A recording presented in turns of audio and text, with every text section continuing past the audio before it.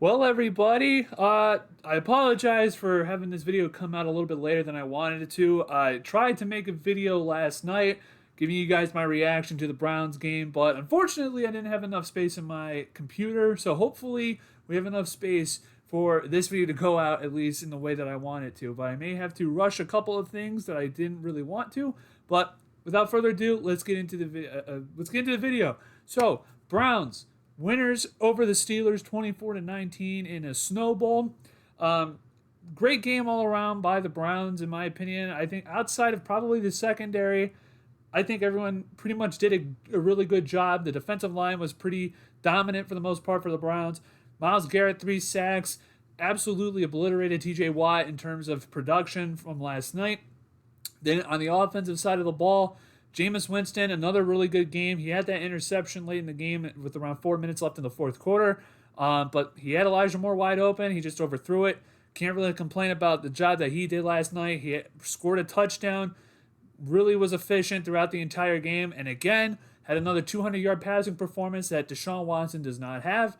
And I think he really makes a good case for himself to be the starting quarterback for the Cleveland Browns going into next year. And I think I would personally say I would like to see Jameis Winston as the starter for the bridge quarterback for the Browns next season. Now, Jameis Winston was really good yesterday. Nick Chubb didn't really do that much on the ground. He had 20 carries for 60 yards, but he had 2 touchdowns. That's I think it's his first multi-touchdown game since like October of 2022. I saw some stat like that.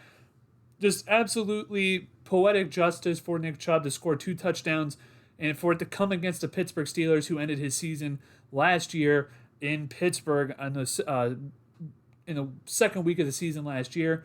Poetic justice for Nick Chubb for that. He had a couple runs where he looked like old Nick Chubb, but again, behind the offensive line that has been struggling this year, and just the conditions being what it was, I think Nick Chubb did the best he could do. And you know what? For having 2 touchdowns, 3 yards a carry in basically a snow game, I'll take that from Nick Chubb. You also had receivers who came out and played. Jerry Jeudy continues to have a really good relationship with Jameis Winston. I think he's had in the last couple of games that Jameis Winston has started, at least the 4 games that Jameis Winston has started, he's had I think 330 yards and a touchdown. So he's been really having a good couple of games with Jameis Winston as quarterback. Elijah Moore had a pretty decent game. David Njoku had a couple of plays. He had that big drop in the end zone that would have been a touchdown, but he came back. He scored that insane 2-point conversion where he landed it basically on his head. Still was able to maintain the ball, maintain possession, and to get that 2-point try. But and then other guys came out and played today too. Jordan Akins, he had a couple of nice catches for you in a couple important moments. Cedric Tillman, he had that fumble in the third quarter, but was able to come and make a couple of plays, make a couple of receptions. He had to leave because of a concussion, unfortunately, but he had a pretty nice performance as well. Then you had, Whiteheart? Whiteheart, he made a spectacular catch in the fourth quarter. He had a really decent game as well. So all in all, the offense was able to contribute all across the board. You had guys contributing all across the board, and that's the offense that we were supposed to be seeing throughout this entire year. And now I'll say this again. Ken Dorsey made some decisions that I was not particularly fond of. I'm trying to remember. There was one instance where I think we had the ball. It was fourth quarter, and I think it was the Jameis Winston non-intentional grounding call. It's like 3rd and 5 or whatever, and we're throwing the football. For what reason? When the Steelers only have one timeout, it's like 1:40 left in the fourth quarter. If you run the ball, you can run it down to like a minute, and just you can kill so much time off the clock.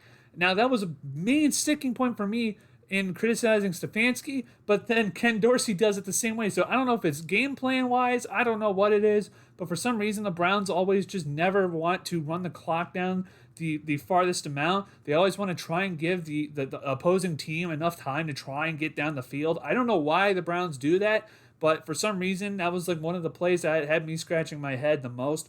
But all in all, offense did a great job.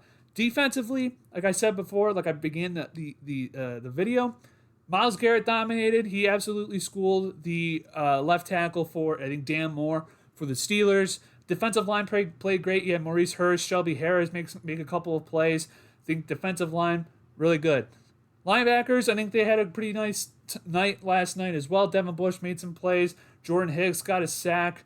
Missing JOK is huge, but I think the linebackers were able to get it done for the most part. Secondary, though, another couple of miscommunications leading to big plays.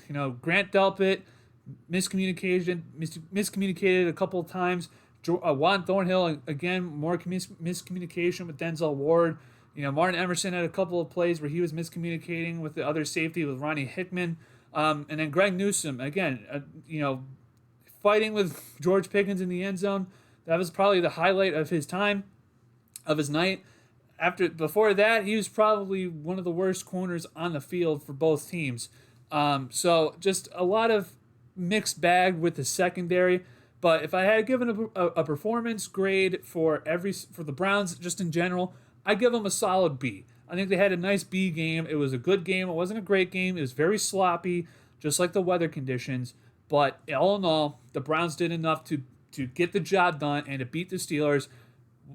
Even though the season is lost, beating the Steelers is still a really, really, really good thing to do, no matter what. And like Jameis Winston says, you're not a Brown if you can't beat the Steelers. You're not a Brown if you don't beat the Steelers.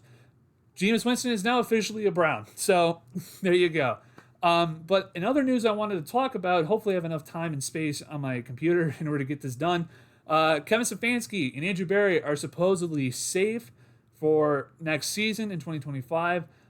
Now, personally, you guys know what I think about Andrew Berry, and if you don't, I'm not that big of a fan of Andrew Berry. I think he's vastly overrated by Browns fans. I think this season finally has showed what I've been criticizing him the most. I think a lot of his picking and drafting talent has been vastly overrated. And I think this season has probably been the first time that I've seen most Browns fans kind of really, realize that. And then Kevin Stefanski, him being safe, I think that's the right move.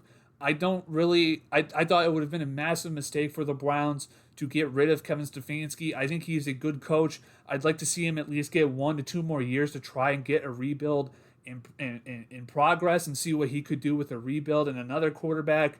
Get rid of, Deshaun Watson, find a guy that he likes, that he can mold, and see where it goes from there. But right now, it looks like from all reports, what the reports are indicating is that the Browns are going to be blaming the season basically on Deshaun Watson, and it's pretty hard for them not to do that because Deshaun Watson legitimately was one of the worst quarterbacks of the last 25 years in the NFL.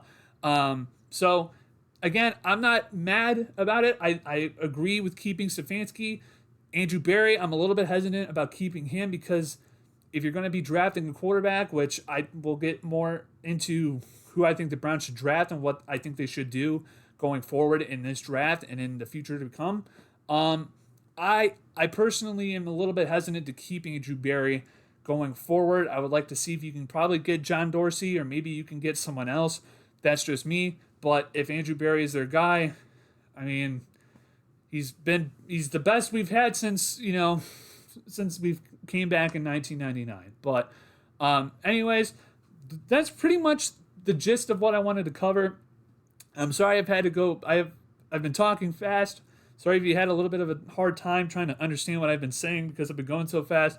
I'm just trying to get as much out as I possibly can because I don't know how much time I have in this video. But anyways, that's going to be it for this video. Thank you guys so much for the support over the last couple of weeks.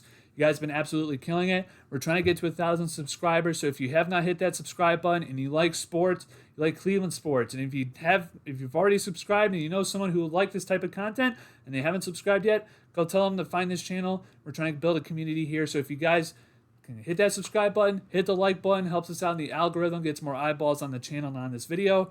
And yeah, I will see you guys all in another video. Take care.